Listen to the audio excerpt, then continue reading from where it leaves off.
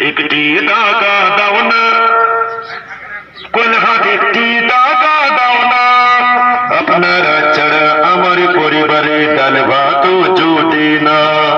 রাজীব অন্ধ আপনাদের দুয়ারে রেগুলার আসে না।